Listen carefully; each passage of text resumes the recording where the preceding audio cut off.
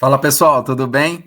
Que bom ter vocês aqui mais uma vez nesse vídeo, né? Estou muito feliz aí pelos diversos projetos que eu estou tocando aí, com muita geração de conteúdo aí para o GRC, para auditoria, para controles internos. E se você está aqui é que você vem acompanhando os temas da academia, você gosta, né? Então, qual que é o tema que nós vamos tocar aqui hoje? Eu acho que é um tema que muitos de vocês vão gostar aí e vai ajudar muitos aí no dia a dia.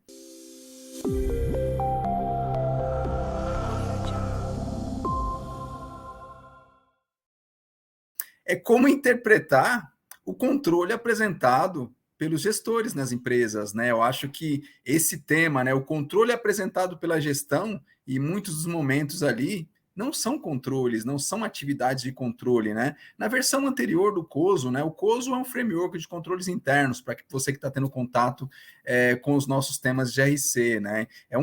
Uma das melhores práticas. Nós temos a ISO, o BOLTAI, o COSO e outras boas práticas. Na atualização do COSO 2013, que é especificamente para controles internos, né, ele traz lá algumas ideias de tipos de atividades de controles internos, como conciliação, como limite alçadas, como segregação de função, como monitoramento, avaliação de performance, sistema, né, mas mais ligado à segurança da informação, parâmetro, normatização, dentre outros controles, outras atividades de controles, né? O auditor interno, o consultor, o especialista de controles internos e risco, o estudioso, normalmente ele usa essa ferramenta, né, de saber quais são as atividades pela experiência ou pelo estudo das boas práticas. Até na SOX fica muito bem claro isso, né? A SOX é a Lei Sarbanes-Oxley, né? Lei americana para controles internos, para empresas que reportam ali, prestam contas junto à SEC, né? O órgão responsável lá dos Estados Unidos para as empresas de capital aberto, semelhantemente à nossa CVM aqui no Brasil, né? Voltando ao tema, como interpretar atividade ou controles internos apresentados pelos gestores. Por quê? Eu não sei se vocês já passaram por essa dor, já sentiram essa dor, já presenciaram isso no dia a dia de vocês. Como eu tenho um pouco mais de 20 anos de carreira e lecionando mais de 16 aí nas universidades, sempre nos apresentaram, né, os gestores sempre trouxeram ali processos, né? Sempre quando nós íamos ali fazer o mapeamento dos riscos, a matriz, ou o próprio entendimento do processo com fluxograma naquela fase inicial, é um momento de confirmação, né, onde nós perguntamos para o gestor, olha, quais são os riscos inerentes que você tem aqui que nós precisamos confirmar? Aí confirma-se o risco inerente, ali em alguns momentos ali nós fazemos uma espécie de aculturação e disseminação da cultura já no primeiro momento, ali numa quebra de gelo já, para ficar todos na mesma página. Mas a ideia central ali é identificar o risco bruto, o risco do negócio, o risco inerente, que é o primeiro risco, né, que nós buscamos ali. Mas qual que é a nossa intenção ali, nós profissionais de auditoria interna, controles internos ali, ou de processos, ou do GRC? É identificar quais são os controles ou as atividades de controles ou tratamento em resposta aos riscos ou aos fatores de risco, as causas, né?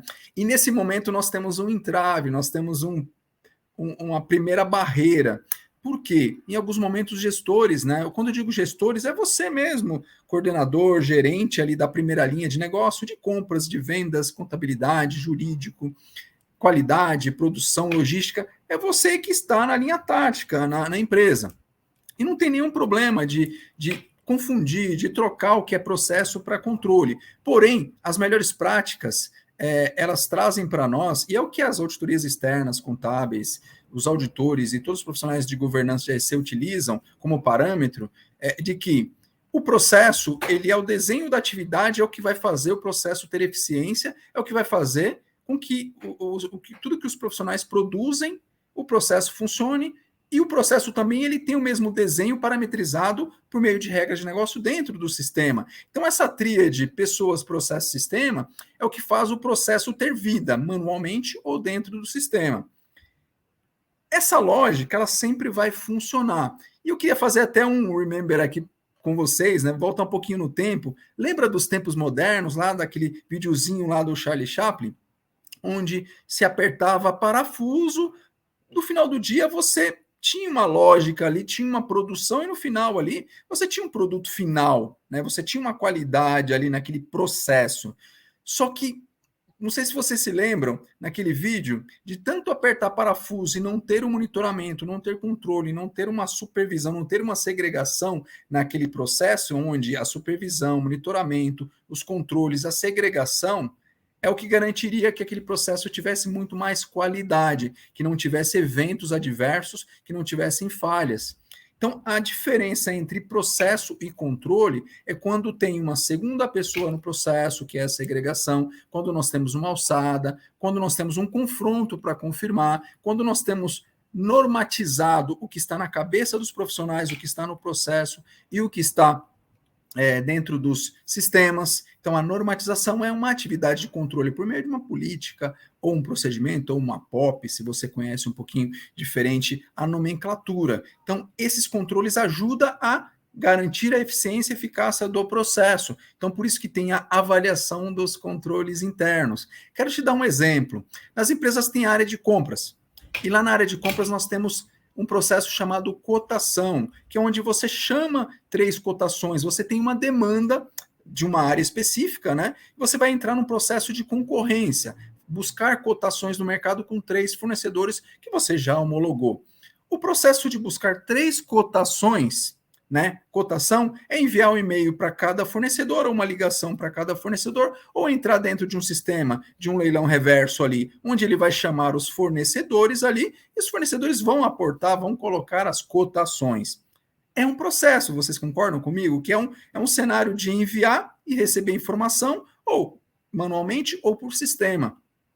A diferença aqui é que quando nós falamos de atividades ou controles, o controle ele entra para quê? Nesse caso, as 3 cotações é um processo. O controle onde que ele fica? No momento que o comprador, né, o profissional que está ali responsável pela concorrência, vai colocar as 3 cotações ou mais, né, ou menos, mas vai comparar essas 3 cotações e vai tomar a sua decisão. Qual que é a sua decisão? Ou a decisão do comprador? É escolher a que tem a melhor preço, ou melhor qualidade, ou atendimento do prazo, ou a premissa ou a regra que está estabelecida na sua política. Opa, política, surgiu mais um outro controle. Então, o primeiro controle qual que é? É a confrontação, num processo de concorrência, onde está confrontando 3, concilia. Lembra da conciliação? Então, está conciliando, está confrontando. Primeiro, a atividade de controle.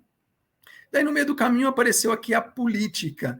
Eu concilio, tomo a decisão pelo melhor preço, melhor qualidade, frente a uma regra, a uma diretriz. Opa, quando nós falamos em regra e diretriz, nós estamos falando de normatizar o que está na cabeça das pessoas, no processo, no sistema. Observem que eu voltei lá no início, processo. Né? Funciona, tem um funcionamento ideal, mas algumas informações estão na cabeça das pessoas, está no sistema ou está manualmente no processo, no dia a dia. E o controle ele vem para garantir que as informações que estão na cabeça dos profissionais, que eles não levem embora quando eles saem da empresa, o que está dentro do sistema está bem parametrizado. Então aqui eu deixei para vocês uma atividade de controle, que é a confrontação ou a conciliação, e uma segunda atividade de controle, que é a normatização, por meio de uma política, de um procedimento, de uma POP. Também temos aprovações, autorizações e outras atividades de controles. Eu queria só trazer esse vídeo para vocês, porque o nosso grande desafio é quando nós sentamos com o gestor da empresa e nós temos que aculturar, identificar risco, fator de risco e já identificar os controles. E esse processo, normalmente, ele não é tão rápido. Então, esse vídeo é para você, especialista de controles e risco GRC, você, auditor interno, mas também para você, gestor da área, coordenador, porque nós estamos aqui de peito aberto para trocar essa figurinha. E esse vídeo foi feito para antecipar essa nossa conversa. Certamente eu vou ter uma conversa com você, gestor, com você, especialista de RC, e com você, auditor interno. Ora nos cursos, nas jornadas, ora nos processos de consultoria ou auditoria interna. E quando eu chegar, certamente você vai lembrar da minha fala. Olha, o Leandro está aqui, então ele vai falar. É um processo, é um controle. E eu, como gestor, inteligente, destravado, pensamento online, cabeça inovadora. Estou pensando em governança nas 3 linhas, não só na minha primeira linha, né, que o gestor fica na primeira linha, eu como consultor segundo, eu auditor interno, em alguns momentos na terceira, linhas de governança, né, eu vou me antecipar, porque quando eu me antecipo, eu como gestor de qualquer área dentro da empresa, eu me antecipo e eu desenho meu processo no fluxo ou numa narrativa, eu já tenho a minha matriz de risco, eu já tenho as ações, os planos de ação. Isso facilita muito, porque se eu sou um gestor inovador, se eu sou um gestor que pensa, tem a cabeça de governança, que está pensando no novo mercado, está pensando na empresa em pleno crescimento, que vai abrir o seu capital na bolsa, eu já sou um gestor que vai entregar para o auditor, vai entregar para o especialista de GRC, de controles internos, ou de compliance e governança, ou de risco, o fluxo e a matriz de risco com os controles. E olha que melhor cenário. Num cenário desse, o consultor chega, simplesmente ele valida, ele não tem que construir. E quando o gestor da área faz e se desenvolve essa etapa inicial do fluxo, da matriz, do plano de ação, da sua própria maturidade, do seu próprio assessment, isso facilita muito, porque direto ou indiretamente ele está ajudando a empresa a viabilizar um projeto, ou antecipar um projeto, ou antecipar os riscos da empresa e já buscar as fontes mitigadoras ali já, ou as ações, ou os processos de melhoria. E aí a fase da interpretação, ou do bate-papo do auditor ou do consultor, quando ele chega num processo de consultoria que, teoricamente, não precisaria nesse primeiro momento, porque o gestor, pensamento online, gestor inovador, gestor destravado, gestor que pensa em governança, ele já fez essa primeira fase, que é uma atividade que o gestor tem que fazer frente às boas práticas, às linhas de defesa ou às linhas de governança, ou modelo das 3 linhas de mercado.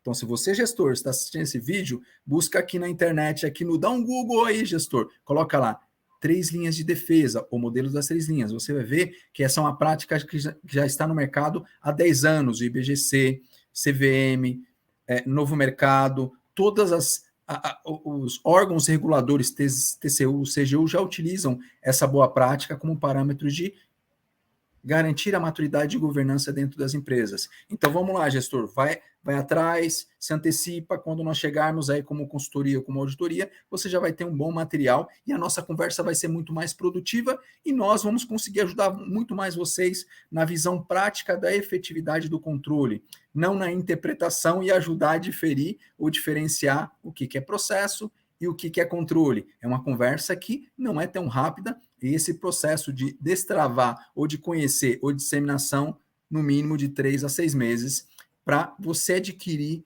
essa cultura e transmitir para os seus profissionais, ou para você, que é um gestor de auditoria ou de controles, transferir esse conhecimento, se você ainda não sabe distinguir o que é macro, o que é processo, o que é subprocesso, o que são atividades operacionais, o que são tarefas, e o que são atividades de controles internos, tá bom? Queria ter esse bate-papo aqui bem tranquilo, bem direto, de forma a antecipar uma conversa nossa mais à frente. Estou torcendo para encontrar vocês mais à frente, mas já deixo esse rico material aqui para que vocês conheçam qual que é a real diferença entre um processo e um controle, ou uma atividade de controle. Só lembrando que nós temos controles manuais, semiautomáticos, controles automáticos. Quando nós falamos em controles, são controles que as pessoas executam no dia a dia.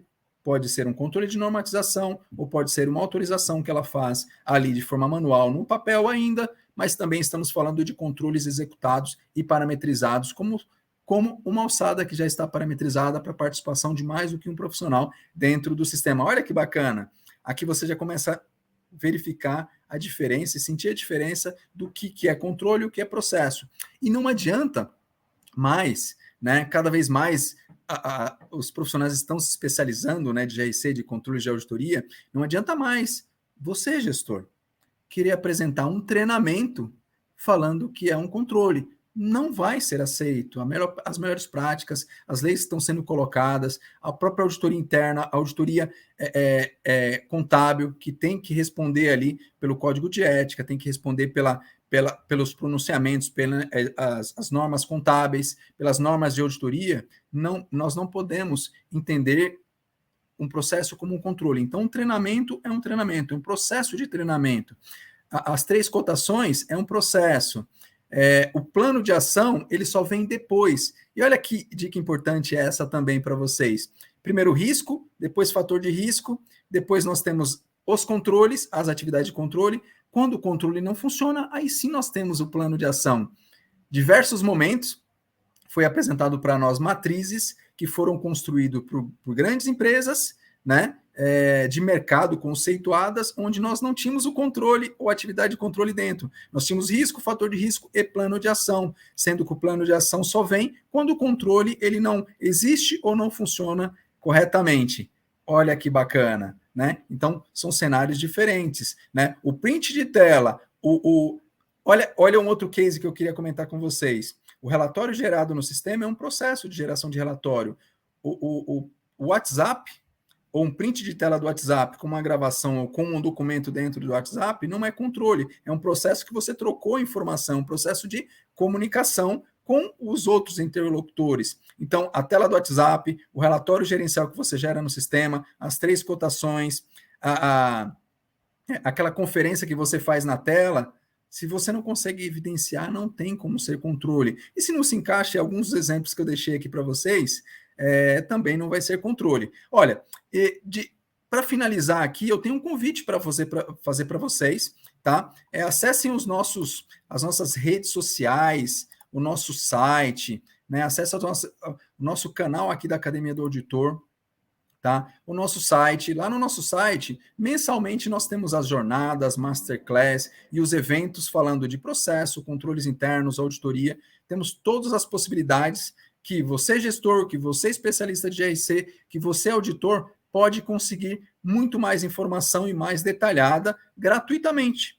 Olha que bacana. Então, de forma gratuita, você vai ter acesso a essas informações e poder fazer a pergunta para mim, para que eu consiga ajudar muito mais você em processo, em controles e auditoria, GRC e compliance e outros temas mais. Tá bom? Eu te aguardo em um dos nossos eventos, em um dos nossos cursos. Estou aqui de peito aberto para estender esse bate-papo com vocês, tá bom? Eu sou o professor Leandro Jesus, da Academia do Auditor, do método BBF, básico, bem feito. Gravem isso. BBF, básico, bem feito. Foi criado para ajudar vocês de uma forma simples, básica, bem feita, a destravar, a dar o próximo passo, a entender mais sobre governança, a entender mais do acrônimo lá do GRC, governança, risco, conformidade. Esse é o meu papel, em ajudar a você dar um passo, subir a escalada em GRC, subir o nível, tá bom? Grande abraço, professor Leandro Jesus, e te encontro aí nos cursos e nas jornadas. Um abraço.